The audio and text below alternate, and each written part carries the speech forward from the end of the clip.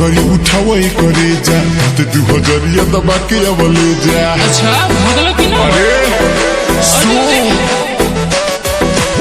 मरी घरी उठावे करे जा ते 2000 दबा के अवले जा। चलेला पावर जा खाली कोई दाना के कोई रान हो छेदे छेद कदी समियाना के कोई रान हो छेदे छेद कदी समियाना के। अरे बुझला बाबू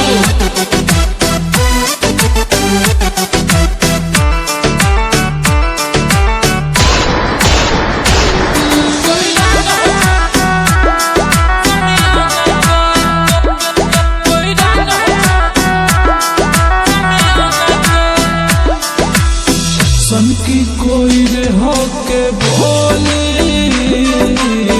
मार दी सीधे सीधी बोले का बुझा।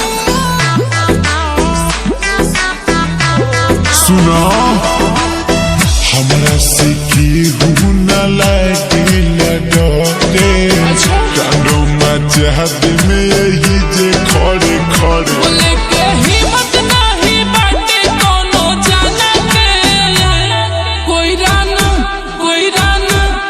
रान हो छेदे छेद कदी समियाना के कोई रान हो छेदे छेद कदी समियाना के।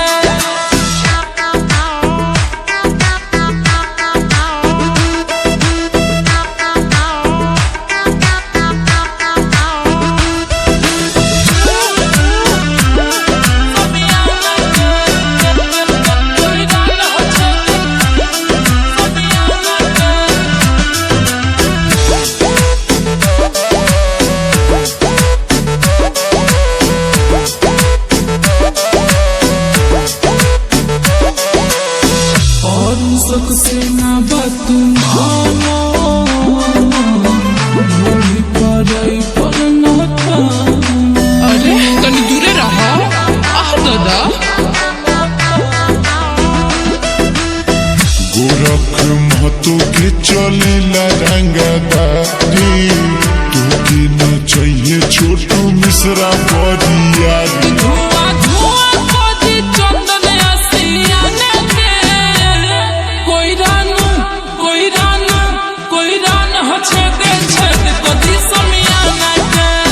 ना मुंडे हो छेदे छेद कदी समियाना के।